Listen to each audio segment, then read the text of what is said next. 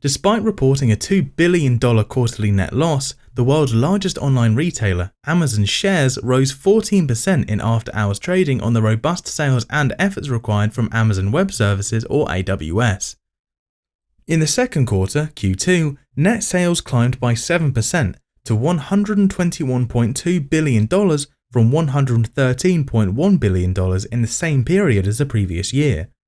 Comparing the second quarter to the same period from the previous year, net income was $7.8 billion, resulting in a net loss of $2 billion. This video is going to be about Amazon's second consecutive quarterly loss while answering the following questions. Rivian Automotive Inc. Amazon's declaration that it would purchase 100,000 electric delivery trucks from Rivian in 2019 immediately gave the unknown EV startup credence. Investors in Rivian have additional cause to be skeptical right now thanks to Amazon. In a statement, Stellantis NV, the automaker that makes Chryslers, said that it would launch the Ram ProMaster electric van in 2023, with Amazon as its first commercial customer. As part of the long-term deal, the retailer stated that it intends to put numbers of the Stellantis vans on the road. On hearing of the Stellantis deal, Rivian stocks fell by 11%, the biggest time since mid-November. The greatest deal of light-duty EVs in history was made by Amazon when it agreed to buy Rivian's cars as part of the internet giant's stated goal of eradicating its carbon footprint by 2040. What, then, has taken place? Reason for Amazon's quarterly loss.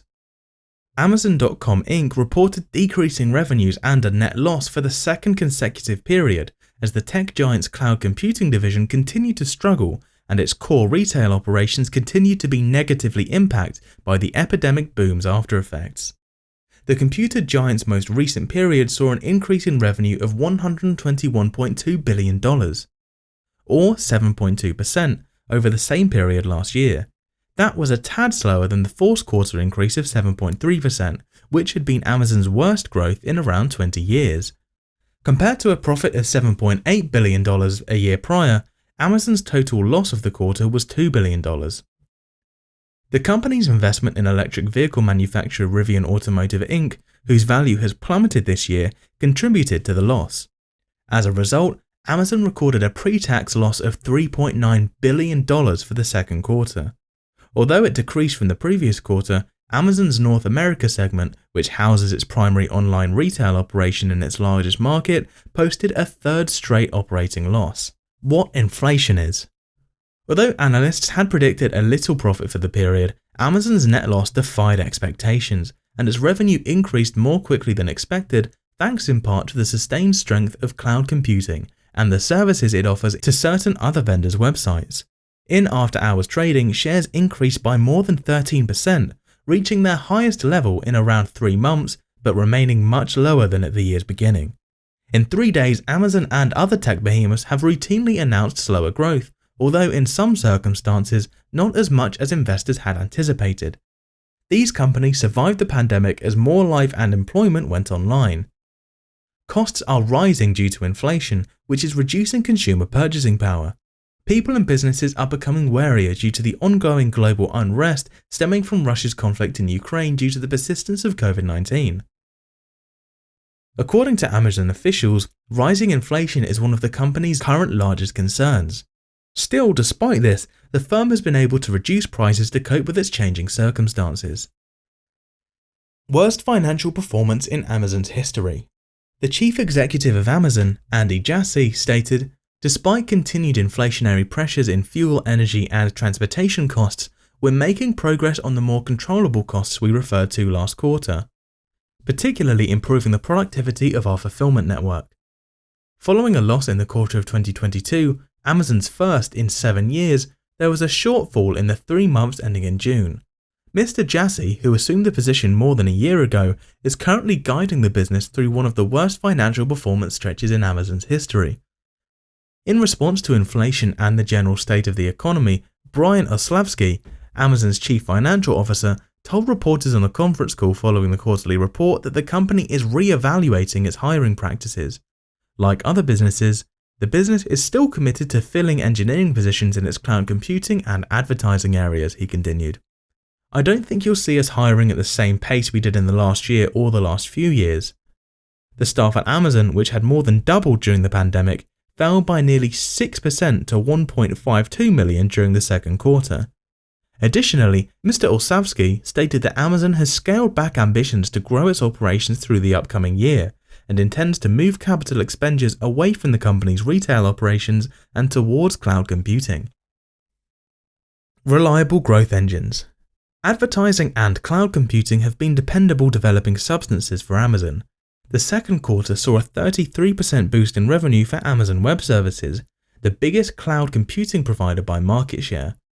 Amazon's advertising division, for which the firm has just lately started disclosing financial information, saw a quarter-over-quarter growth of 18% to $8.8 billion, in contrast to the third quarter of 2021 when operational income was $4.9 billion. The business anticipates its operating profit for the third quarter to be between $0 and $3.5 billion. Between $125 billion and $130 billion in sales are anticipated. As consumers shift back to in-store shopping, Amazon's core e-commerce operation has been hampered by high expenses and slower growth in the consumer demand. Sales for the quarter decreased by 4% for Amazon's online shop segment, which encompasses the majority of its e-commerce activities. If it weren't for the effect of higher US currency, which lowers the worth of overseas income, Amazon claimed that revenue in the category would have remained constant. The company also reported a little increase from earlier this year in the sales of logistics and other services it offers to third-party partners, which increased by 9%. Amazon saw record sales during the epidemic as its shipping network strained to handle the surge in orders. Significant capital investments. The business decided to aggressively develop a system of warehouses, sortation facilities, and other costly infrastructure that required substantial financial investments at the time.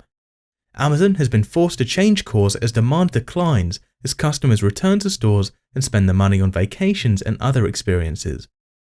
The company has been actively subleasing millions of square feet of extra warehouse space, delaying the construction of new facilities, and finding ways to terminate or renegotiate lease agreements with the outside warehouse owners in order to reduce costs. At the same time, it has been attritionally reducing its hourly workforce. As consumers spend the money in shops and on experiences, inventory is building up at other retailers who profited from pandemic-era spending.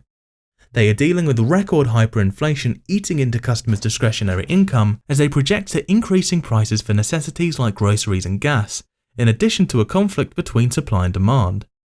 The second quarter's pre-tax loss from Rivian for Amazon decreased from the $7.6 billion impact it had previously reported. Amazon reported a $12 billion profit from its stake in the automaker, which came out publicly last year in the fourth quarter of 2021. Amazon financial results. The financial results for Amazon.com Inc.'s second quarter, which ended on June 30th of 2022, were released. Operating cash flow for the traveling 12 months fell by 40% to $35.6 billion from $59.3 billion for the preceding 12 months ending on June 30th, 2021. As opposed to an inflow of $12.1 billion for the following 12 months ended June 30th, 2021, free cash flow declined to an outflow of $23.5 billion for the trailing 12 months. For the 12 months, free cash flow declined to an outflow of $26.1 billion from an inflow of $4.2 billion for the 12 months ended on June 30th, 2021, less asset finance leasing and repayment of principal of all other finance leases and financing obligations. Operating income fell to $3.3 billion in the second quarter from $7.7 billion in the corresponding period in 2021. Second quarter net loss was at $2.0 billion, or $0.20 per diluted share, compared to second quarter net income of $7.8 billion, or $0.76 per diluted share. A pre-tax valuation loss of $3.9 billion from our investment in common stock in Rivian Automotive Inc. is included in the second quarter of 2022's net loss. That's all there is for today. Leave us a comment of your thoughts on Amazon's second consecutive quarter loss. Also, make sure to leave a like and subscribe to our channel if you enjoy the video, and click the notification bell to never miss our videos. Stay tuned.